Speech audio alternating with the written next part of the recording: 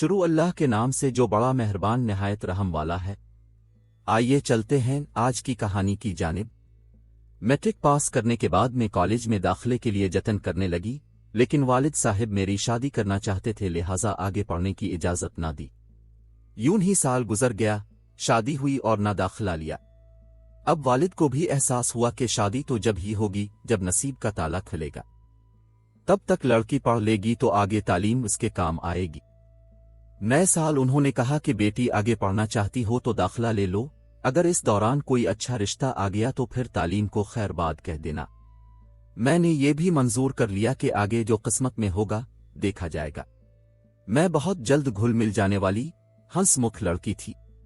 चंद दिनों में कॉलेज में कई लड़कियां सहेलियां बन गईं। वजह यह थी कि हर वक्त उनको हंसाती रहती थी, तभी वो मुझे पसंद करती थीं। ताहम मैंने कभी किसी पर अपने दुख जाहिर न किए। किसी दिन जरा खामोश बैठ जाती तो उनको फिक्र हो जाती कि आज मुझे क्या हुआ है। फिर सब लड़कियां मेरे पीछे पड़ जाती कि क्या बात है, तुम चुप क्यों हो, क्या घर में कोई बात हुई है। तब मैं ना चाहते हुए भी हंस देती थी। दिन निहायत अच्छे गुजर रहे थे। मैं बस में कॉलेज जाती थी। अगर बस में बैठने की जगह न होती तो लड़कियां खड़े होकर चली जाती, लेकिन मैं खड़ी नहीं हो सकती थी। जरा सा झटका लगता गिर जाती। मुसाफिर मुझ पर बनते और लड़कियां भी मजाक उड़ाती। ऐसा कई बार हुआ। इत्तेफाक से एक नौजवान ने भी मेरे गिरने का तमाशा देखा। जिस बस स्टॉप पर मैं खड़ी होती थी, यह नौजवान भी इसी वक्त इसी बस स्टॉप पर अपनी गाड़ी लाकर खड़ी कर दिया करता था। वो यहां से अपने एक दोस्त को उठाता था। कुछ दिनों से मैं महसूस कर रही थी कि वो लड़का मुझ पर तवज्जो मज़कूर किए रखता है। वो एक खूबरू, खुश लिबास और खुशहाल शख्स था। किसी यूनिवर्सिटी का तालिब इल्म लगता था। मैं इसकी तरफ देखने से गुरेज करती, फिर भी उसकी निगाहें मुझको अपनी तरफ तकती महसूस होती। स्टॉप पर उसकी वजह से भी उलझन में मुब्तला रहने लगी, क्योंकि मेरे साथ अक्सर लड़कियां भी होती। तभी मैंने बुर्का लेना शुरू कर दिया। अपनी कार में वो स्टॉप के सामने से गुजरता था। दिन यूं ही गुजरते रहे। मैंने इसकी तरफ बिल्कुल तवज्जो ना दी, लेकिन रोजाना वो मेरे करीब से गुजरते हुए आहिस्ता से कहता कि मैं आपको ड्रॉप कर दूं। मैंने कभी उसकी बात का जवाब ना दिया। एक दिन सब लड़कियां स्टॉप पर खड़ी थीं। धूप बहुत तेज थी। तभी हम बस के इंतजार में करीबी दुकान में खड़े हो गए। ये स्टेशनरी की दुकान थी, जहां से हम कापियां, रजिस्टर और किताबें वगैरह खरीदते थे। लड़कियां खुश गप्पियों में मसरूफ थीं कि दुकानदार की आवाज पर सब चौंक गए। वो कह रहा था कि आप में से जिसका नाम शाहीन है, इसका फोन आया है, सुन ले। शाहीन तो मेरा नाम था। तभी मेरा रंग जर्द हो गया। मैं चुप रही। तभी मेरी साथी लड़की बोली, फोन किसी लड़के का है? आ लड़की का?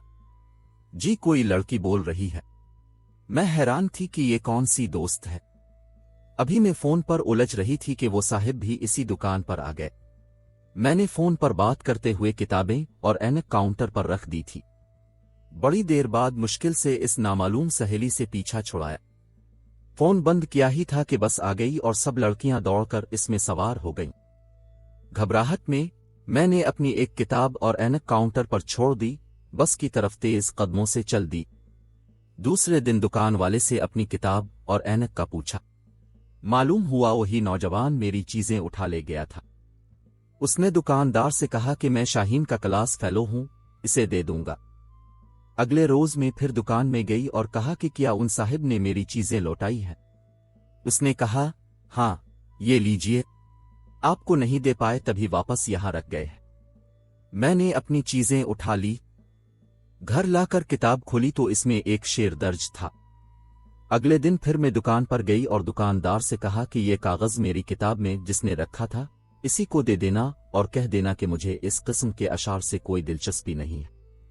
दुकानदार ने कहा, इसका नाम सरोश है, वो मेरा दोस्त है। मैं इसे दे दूंगा और तंबी भी कर दूंगा। आप फिक्र ना करें, वो आइंदा ऐसी हरकत ना करेगा। ये कहकर इसने पर्चा रख लिया। मेरे साथ अकीला थी। बोली, शाहीन, इसको मत ठकराओ, कितना अच्छा लगता है वो, खूबसूरत आंखों वाला। मैं तो इस पर मरती हूं। मैंने जवाब दिया, तुम मरती हो तो मर जाओ, बल्कि चुल्लू भर पानी में डूब मरो। इसके बाद वो रोजाना मुझे इस दुकान पर फोन करने लगा। عقیلہ میری بجائے خود دکان پر جا کر اس کا فون سنتی، میں اسے منع کرتی لیکن وہ نہ مانتی۔ ایک دن میں نے فون اس سے لے لیا اور کہا کہ خدا کے لیے تم میرا پیچھا چھوڑ دو۔ اس پر وہ بولا، میری ایک بات سن لو، مجھے اپنی ماں کی قسم میں تم کو کبھی دھوکہ نہ دوں گا، خدا کے لیے مجھ پر بھروسہ کرو، اگر تم نے مجھ سے بات نہ کی تو میں تمہارے سامنے بس کے نیچے سر دے دوں گا۔ اس بات سے میں گھبرا گئی، تمام رات میری سوچوں میں گزر گئی، سمجھ میں نہیں آتا تھا کہ کیا کروں، کیا کالج جانا چھوڑ دوں۔ وہ روزانہ فون کرتا اور عقیلہ اس کا فون سن کر اس کے پیغامات مجھے دیتی، پھر اس نے میرا پرسنل نمبر بھی اسے دے دیا۔ تب میں اپنی دوست سے ناراض ہو گئی اور اس سے بات چیت بند کر دی۔ جب میں نے اس کے فون نہ سنے تو وہ میرے کالج کے رستے میں آنے لگا۔ میں نے تنگ آ کر ایک روز روڈ پر ہی اسے برا بھلا کہا اور سختی سے بات کی۔ ایک طرف والد صاحب کا ڈر اور خاندان کی عزت کا سوال تھا تو دوسری جانب یہ جنونی انسان تھا۔ ایک دن فون اٹھایا تو سروش نے خدا کا واسطہ دے کر کہا کہ فون بند نہ کرنا۔ پہلے میں سختی سے جواب دیتی تھی، اس روز منت بھرے لہجے میں بولی، دیکھو سروش، تم جو بھی ہو میرا پیچھا چھوڑ دو، مجھے تنگ نہ کرو، میری بہت مجبوریاں ہیں، بڑی مشکل سے پڑھائی کے لیے اجازت ملی ہے، والد صاحب کو علم ہو گیا تو وہ دوسری کوئی بات نہ کریں گے، بس مجھے کالج سے ہٹا دیں گے اور میرا بڑا نقصان ہو جائے گا۔ میں ایک برقع نشین لڑکی ہوں، اس سے میرے گھر والوں کے ماحول اور مزاج کا اندازہ کر لو۔ تم کسی اور لڑکی سے دوستی کر لو مگر مجھے تنگ مت کرو۔ تمہیں اپنی اماں کا واسطہ، بات کو یہیں ختم کر دو۔ اس نے کہا، میں تم کو حاصل کرنا چاہتا ہوں، مجھے ہی کیوں، اور بھی تو اتنی لڑکیاں میرے ساتھ ہوتی ہیں، تم برقع لیتی ہو، باحیا ہو اس لیے، تبھی مجھے بدنام کرنے کا سامان کر رہے ہو۔ میں تم کو حاصل ہونے والی نہیں ہوں۔ امید پر دنیا قائم ہے، انسان کوشش تو کرتا ہے۔ میں نے فون بند کر دیا۔ یہ میری اس کے ساتھ پہلی تفصیلی بات چیت تھی۔ اگلے روز کالج کے لیے نکلی تو دل بری طرح دھڑک رہا تھا اور ہاتھ پاؤں ٹھنڈے ہو رہے تھے۔ پچھتا رہی تھی کہ خوامخواہ ہی اس شخص سے بات کی۔ سوچا کہ آج اپنے سٹاپ کے بجائے اگلے سٹاپ پر کھڑی ہو جاتی ہوں اور وہاں سے بس لے لیتی ہوں۔ میں اگلے سٹاپ کی طرف چلنے لگی۔ تھوڑی ہی چلی تھی کہ ہمت جواب دینے لگی، تبھی عقیلہ آتی دکھائی دی۔ حالانکہ ہماری بات چیت بند تھی لیکن اسے دیکھ کر پھر بھی حوصلہ ہوا۔ سوچا واپس اسی کے ساتھ اپنے والے بس سٹاپ پر پلٹ جاتی ہوں، اگلا سٹاپ تو کافی دور ہے۔ اس سے پہلے کہ میں بات کرتی وہ خود میری طرف آ گئی، کہنے لگی، آج ادھر کدھر جا رہی ہو؟ میں چپ تھی، کوئی بات بن نہ پا رہی تھی۔ کالج کی بس کے پیچھے دوڑی مگر وہ نکل گئی۔ اس نے بال کی کھال نہیں اتاری اور میرے ساتھ ہوئی۔ ہم تھوڑی دور ہی چلے تھے کہ پیچھے سے ایک تیز رفتار موٹر سائیکل اسے جا لگا اور وہ سڑک پر گر گئی، کتابیں کہیں تو جوتے کہیں۔ میں اسے اٹھانے کو جھکی۔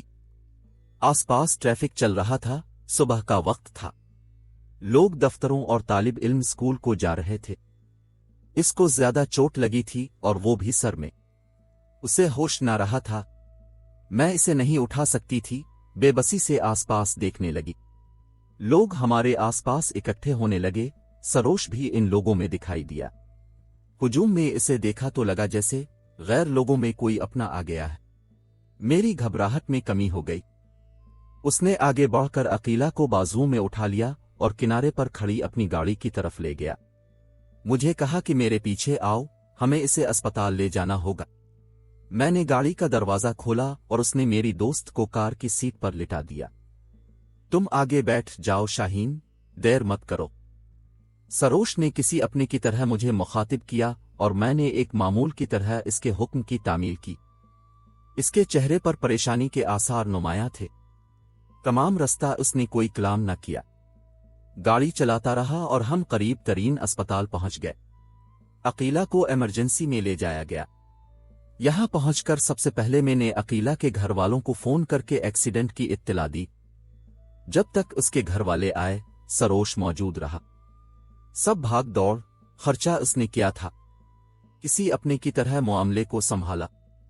اس روز ہی اس نے مجھے بتایا کہ اس نے عقیلہ کو بہن بنایا ہوا ہے، तभी उसके साथ फोन पर बात करता था और राब्ता में रहने की वजह में ही थी। मैं समझी थी कि पहली बार सरोश ने मेरा चेहरा अस्पताल में देखा है, लेकिन ये बात नहीं थी। मुझे इसने बताया कि वो दौर से हमारा रिश्तेदार है और एक शादी में उसने मुझे देखा था, तभी से पसंद कर लिया था। इसके बाद से ही वो इस बस स्टॉप की तरफ से गुजरने लगा था। ये वो रिश्तेदार थे जिनके घर हमारे बुजुर्ग तो आते जाते थे, मगर हम कभी उनके घर नहीं गए थे और न कभी उनका घर में तज़किरा होता। इसलिए मैं नहीं जानती थी कि सरोश के साथ हमारी कोई रिश्तेदारी भी है। मैं तो इसको एक ऐसे आवारा मिजाज नौजवान के रूप में देख रही थी जो बस स्टॉप पर लड़कियों से छेड़खानी के चक्रों में रहते। जब अकीला के वालिदैन आ गए तो उसने जाने की इजाजत ली। मुझे भी जाना था, कब तक अस्पताल में ठहरती, लेकिन आंटी और अंकल के सामने मैंने सरोश से कलाम नहीं किया और न ये कहा कि मैंने भी जाना है। जब वो अस्पताल से निकल गया तो 15 मिनट बाद मैंने आंटी से कहा कि मुझे इजाजत दीजिए, मैं अकीला को देखने अम्मा के साथ शाम को आऊंगी। अभी मेरे घर वालों को इल्म नहीं है कि मैं कॉलेज के बजाय अस्पताल में हूं। आंटी बोली, बेटी तुम अकेली घर चली जाओगी या तुम्हारे अंकल तुमको छोड़ने जाएं? अंकल का इस वक्त यहां मौजूद रहना जरूरी है। मैं चली जाऊंगी, रिक्शा ले लूंगी, अब फिक्र ना करें, मैं घर पहुंचकर फोन कर दूंगी। वो भी बहुत परेशान थीं, अभी अकीला को होश नहीं आया था। सड़क पर उसका सर जोर से हिट हुआ था, सो वो अभी तक बेहोश थी। उन्होंने मुझे अकेले जाने की इजाजत दे दी। जब मैं अस्पताल से निकली तो बाहर सरोश को मुंतजिर पाया। उसने कहा, बुरा ना मानो तो तुम्हें तुम्हारे घर आ कॉलेज, जहां कहो ड्रॉप कर देता हूं। मैंने जरा देर सोचा, कॉलेज का वक्त तो निकल गया था। अल्लाह पर भरोसा करके इस पर भी भरोसा कर लिया और उसकी गाड़ी में बैठ गई। मुझे घर के पास ड्रॉप कर दें, मैंने कहा। शुक्रिया मेरी इज्जत अफजाई का, वो बोला और गाड़ी चला दी। पहली बार किसी अजनबी के साथ अकेली गाड़ी में बैठी थी। इसकी तो मुराद बर आई थी, लेकिन मेरा दिल बुरी तरह कांप रहा था। कुछ गर्मी और कुछ खौफ से पसीने में नहा गई थी। निकाब मुंह पर पड़ा था। बड़ी मुश्किल से मैंने थूक निगलते हुए सवाल किया, आप किधर से जा रहे हैं? हम पेशावर से जा रहे हैं, इसने जवाब दिया और हंस पड़ा। फिर बोला, खातिर जमा रखो, क्यों डर रही हो? मैं तुमको भगाकर नहीं ले जाऊंगा, तुम्हारे घर पर ड्रॉप कर दूंगा। रस्ते में 2-4 मुख्तसर बातें हुईं। उसने मुझे अपनी रिश्तेदारी के बारे में समझाया कि इसके दादा और मेरे दादा आपस में कजिन होते थे और जब हम छोटे थे तो उनकी एक दूसरे से मुलाकात और आना जाना होता था। शादी ब्याह खुशी गमी में शरीक होते थे, मगर तीसरी नस्ल के आते आते ये मुलाकातें बाकी नहीं रही हैं। अकीला को ठीक होने में 1.5 माह लग गया। 2 माह बाद इसने दोबारा बाकायदगी से कॉलेज आना जाना शुरू कर दिया। इसकी गैर मौजूदगी का ये अरसा मैंने बड़ी मुश्किल से काटा। कॉलेज में दिल ही ना लगता था। इस अरसे में 3 बार मैं अम्मा के साथ इसके घर इयादत को गई। उसका घर हमारे घर से अगले मोहल्ले में था। इस वाकया के बाद से जब मैं अकेली कॉलेज जाती थी तो चंद बार सरोश बस स्टॉप पर आया और मुझसे गाड़ी से उतर कर बात की। कहा कि मैं तुमको कॉलेज छोड़ देता हूं, मगर मैंने इनकार कर दिया कि मैं रोज तो तुम्हारी गाड़ी में बैठकर नहीं जा सकती। इसके बावजूद वो रोज कॉलेज के वक्त पर गाड़ी बस स्टॉप के नजदीक खड़ी रखता था, मगर मैं बस पर ही कॉलेज जाती रही। जब वो दिखाई देता तो हया से मेरी बुरी हालत हो जाती। जब अकीला ठीक होकर कॉलेज आने लगी तब उसके तवस्सुत से आहिस्ता आहिस्ता हिजाब के पर्दे सरकने लगे। वो मुझे जबरदस्ती खींचकर उसकी गाड़ी में ले जाने लगी। मेरी तरफ से भी मुजाहमत में कमी आ गई थी। वही हुआ जो इस उम्र में अक्सर होता है। मैं और अकीला कॉलेज के बाद सरोश के साथ तपती दोपहरों में पार्कों में, जब वहां कोई ना होता, जाकर बैठ जाते। अकीला सरोश से ज्यादा और मैं कम बात करती। मेरे दिल में भी सरोश के लिए पसंदीदगी के जज्बात ने जन्म ले लिया था। वो कहता कि कभी तुम अकेले में मेरे साथ सैर को चलूं, लेकिन मैंने इसकी ये बात कभी ना मानी। उसने अहद किया कि तालीम मुकम्मल होने के बाद वो अपने वालिदैन को मेरे वालिदैन के पास रिश्ते के लिए लेकर आएगा। इस तरह इसने मेरे दिल में उम्मीद की जोत जला दी थी। मुझे अच्छी तरह याद है जब मैंने इसे गर्मियों की छुट्टियों की खबर सुनाई थी तो उसकी आंखें भीग गई थीं। फिर जब मैंने इसे आखिरी दिन बताया कि मैं कल से कॉलेज नहीं जाऊंगी कि गर्मियों की छुट्टियां हो गई हैं, تو اس نے کہا کہ میرا کالج تمہارے کالج سے چند قدم آگے۔ اس بار فائنل امتحان کے بعد میں کالج چھوڑ دوں گا کیونکہ میرا FSC مکمل ہو جائے گا، پھر نہ جانے ہم کب اور کیسے ملیں۔ آج پہلی بار میرا دل اس کی جدائی کے تصور سے گھٹ رہا تھا، اور پھر ہم 2 ماہ کے لیے ایک دوسرے سے جدا ہو گئے۔ یہ 2 ماہ 2 سال بن کر گزرے۔ جب چھٹیاں ختم ہو گئیں تو میں اس سے کالج سے باہر والی اسٹیشنری کی دکان پر ملی۔ اس نے جذبات سے میرے ہاتھوں کو اپنے ہاتھوں میں لے لیا اور کہا کہ میں والدین کے پاس گاؤں جا رہا ہوں، یہ بتانے کہ میں نے شادی کے لیے جس لڑکی کو پسند کیا ہے وہ ہماری رشتہ دار ہے۔ میں جلد ان کو رشتے کے لیے تمہارے والدین کے پاس لاؤں گا۔ وہ چلا گیا۔ میں اس کی جدائی میں تڑپ تڑپ کر روئی، مگر کیا کر سکتی تھی؟ عقیلہ کے ذریعہ اس کے خط مل جاتے جس سے دل کو تسلی ہو جاتی، پھر اچانک اس کے خط آنے بند ہو گئے۔ ایک دن عقیلہ نے بتایا کہ سروش آ رہا ہے۔ میں یہ سن کر خوش ہو گئی۔ اس کے بعد وہ کئی بار ملا۔ وہی چاہت تھی لیکن ہم بہت تھوڑے وقت کے لیے ملتے تھے۔ عقیلہ ساتھ ہوتی تھی، یوں دل کی باتیں دل ہی میں رہ جاتی۔ کبھی کبھی مجھے اس کی نیت پر شک ہوتا، پھر خود کو تسلی دیتی کہ نہیں، اس نے عہد کیا ہے تو ضرور نبھائے گا، اپنے والدین کو رشتے کے لیے لے کر آئے گا۔ کالج کے 4 سال پورے ہونے کو تھے۔ اب مجھے گھر بیٹھ جانا تھا۔ یہ وقت میرے لیے انتہائی تکلیف دہ تھا۔ مجھے معلوم تھا کہ میں گھر بیٹھ جاؤں گی تو میرے رشتے آنے لگیں گے اور تب میں والدین کو روک نہ سکوں گی۔ وہ کسی نہ کسی کو پسند کر لیں گے اور مجھ میں اتنی ہمت نہ تھی کہ والدین کو اپنی پسند سے آگاہ کر سکوں، سروش کے بارے میں بتا سکوں۔ آخر وہی ہوا۔ ایک روز اماں نے کہا کہ بیٹی، تمہارے ماموں تمہیں بہو بنانا چاہتے ہیں، تمہارا کیا خیال ہے؟ میں نے جواب دیا، اماں میں ابھی شادی نہ کروں گی۔ وہ بولی، کیوں؟ کیا وجہ ہے؟ شادی تو ہر لڑکی کو کرنا ہوتی ہے۔ تمہیں کوئی لڑکا پسند ہے تو بتا دو، مگر خیال رہے خاندان سے ہو۔ خاندان سے باہر کسی غیر سے رشتہ تمہارے والد کو قبول نہ ہوگا۔ اماں، اگر کوئی رشتہ میری پسند کا ہوا تو وہ کسی رشتہ دار گھرانے سے ہی ہوگا، آپ اس بات کی فکر نہ کریں۔ میں نے اتنا تو بتا دیا، یہ نہیں بتایا کہ وہ لڑکا کون ہے۔ ایک کاش تبھی بتا دیتی تو اماں ان لوگوں سے خود ہی رابطہ کر لیتی۔ کچھ دن گزرے تو ماموں ممانی آ گئے۔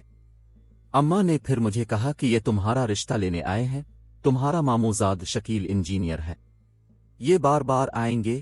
میں کیا جواب دوں؟ اماں کہہ دیا نا کہ میں نے ابھی شادی نہیں کرنی۔ کیوں نہیں کرنی؟ اماں نے مجھے ڈانٹ دیا۔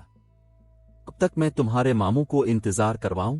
میں تمہاری ایک نہیں سنوں گی۔ ادھر یہ لوگ چکر لگا رہے ہیں، ادھر خاندان سے کئی اور رشتے آ رہے ہیں، مجھے اب کہیں تو ہاں کرنا ہوگی۔ میں سارا دن روتی رہی، سمجھ میں نہ آتا کہ کیا کروں۔ عقیلہ کے گھر جا کر سروش کو فون کیا، شاید ان کے والد اٹھاتے تھے۔ بھاری سی مردانہ آواز سن کر میں ریسیور رکھ دیتی۔ ان سے کیا کہتی؟ گھر آ کر خوب روتی۔ بار بار خیال آتا کہ خدا جانے سروش نے کیوں رابطہ ختم کر دیا ہے، خدا کرے وہ خیریت سے ہو۔ وہ اگر چاہتا تو اپنے والدین کو لے کر ہمیں گھر آ سکتا تھا، پھر اس نے اپنا عہد کیوں پورا نہیں کیا؟ بالکل ہی خاموشی اختیار کر لی تھی۔ اب ہر دن اسی آس میں گزرنے لگا کہ شاید آج وہ آ جائے، لیکن اس کی کوئی خبر نہ تھی۔ اب جو رشتے آتے میں شدت سے انکار کر دیتی، یہاں تک کہ میرے سر میں سفید بال آنے لگے، چہرہ مرجھا گیا۔ سروش کو نہ آنا تھا، نہ آیا، یہاں تک کہ میرے والدین میری ضد سے مجبور ہو کر خاموش ہو گئے۔ والد نے مجھے BA کرنے کی اجازت دے دی۔ میں نے BA کی تعلیم مکمل کر لی اور ایک اسکول میں ٹیچر لگ گئی۔ زندگی ایسے ہی بے کیف گزر رہی تھی۔ دل میں سروش سے ناراض ضرور تھی، مگر اس کے لیے روز نفل پڑھ کر دعا کرتی تھی کہ خدا کرے وہ سرفراز ہو اور اسے ہر جگہ اعلیٰ مقام عطا رہے۔ بس یہی دعا تھی جو میرے لبوں سے اس کے لیے نکلتی تھی۔ عقیلہ کی شادی ہو گئی اور وہ بیاہ کر اپنے گھر چلی گئی۔ اس کی شادی ایک آرمی آفیسر سے ہوئی تھی اور وہ خوش و خرم تھی۔ شادی کے بعد ہم کافی مدت نہ مل سکے۔ میں نے اپنی ویران زندگی سے سمجھوتا کر لیا، لیکن سروش کی یاد کو دل سے دور نہ کر سکی۔ خیالوں میں اس سے شکایت کرتی کہ کیا میری وفاؤں کا یہی صلہ ہے؟ میں نے تو ماں باپ کی نافرمانی کی، تمہاری خاطر رشتے رد کر کے تمہارا انتظار کیا اور تم نے پلٹ کر خبر بھی نہ لی۔ کیا اسی کا نام محبت ہے؟ हमारी मोहब्बत तो पाकीज़ा थी, फिर क्यों मुझे ऐसी कड़ी और लंबी सज़ा मिली? मैं तो अब भी खुद को सरोश की अमानत समझती थी कि शायद वो किसी दिन आ जाए और मेरे वालिदैन से रिश्ता मांग ले। एक रोज़ मैं स्कूल से लौटी तो अकीला मेरे घर आई हुई थी। मेरी खुशी की इंतहा ना रही। मुद्दत के बाद वो मिलने आई थी, लेकिन अकेली नहीं, 3 नन्हे मुन्ने प्यारे प्यारे मन मोहने से बच्चों के साथ। मैंने लपक कर उनको गिले लगाया, प्यार किया और कहा, अकीला तो इतनी खूबसूरत तो नहीं, फिर ये परीज़ादे कहाँ से ले आई? तुम्हारे बच्चे तो बड़े खूबसूरत हैं। वो बोली, ये अपने बाप पर गए हैं, वो बहुत खूबसूरत है। अच्छा भाई, बड़ी लकी हो। ऐसा कहते हुए मुझे सरोश याद आ गया। वो समझ गई कि मुझे मेरी किस महरूमी ने अफसुर्दा कर दिया है। कुछ देर के तवक्कुफ के बाद कहने लगी, शाजिया, कभी सरोश ने तुमसे राब्ता किया? इसका कुछ पता चला? मैंने जवाब दिया, कभी नहीं। क्या तुमसे राब्ता किया उसने? कभी नहीं। लेकिन ये कहकर इसने चुप साध ली। लेकिन क्या? कोई बात है तो बता दो मुझे, छुपाना मत। तुमको अपने बच्चों की किस्म में बहुत तकलीफ में हो। जानती हो कि इंतजार की अजियत कितनी ज्यादा होती है। जानती हूं, लेकिन जो बात है वो तुम सुन ना सकोगी। मैं हर बात के सुनने का हौसला रखती हूं, चाहे कितनी ही तकलीफ दे बात क्यों ना हो, मगर इस अजियत से कम होगी जो इंतजार की अजियत में से रही हूं।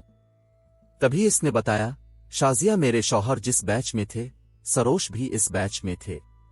सिलेक्शन हुआ, फिर जब कारगिल की जंग हुई तो महाज पर दोनों साथ थे। अल्लाह ताला ने शकील की जिंदगी सलामत रखी, मगर सरोश ने शहादत पाई। मैं तुमको ये खबर नहीं दे सकी क्योंकि मुझ में हौसला न था। सरोश ने तुम्हारे लिए अपने वालिदैन से बात भी कर ली थी, वो भी राजी थे, मगर जिंदगी ने इसे इतनी मोहलत ना दी कि वो लोग तुम्हारा रिश्ता मांगने आते। अब सरोश शहादत के रुतबा पर आला मकाम पा चुका है और अल्लाह ताला ने ऐसी इसे सरफराजी अता की है जिससे बड़ी सरफराजी और कोई नहीं है। वतन की सरहदों पर हिफाजत करते हुए इसने जाम शहादत नोश किया है। ये खबर जब मैंने सुनी तो सकते में आ गई। होश ना था कि खुशी के इस एहसास में डूब जाऊं कि सरोश बेवफा न था, बल्कि इसने अपने वतन के लिए जान कुर्बान की थी। नाजरीन, ऐसी वीडियोस देखने के लिए हमारे चैनल को सब्सक्राइब करें। मुझे दीजिए इजाजत। खुदा हाफिज।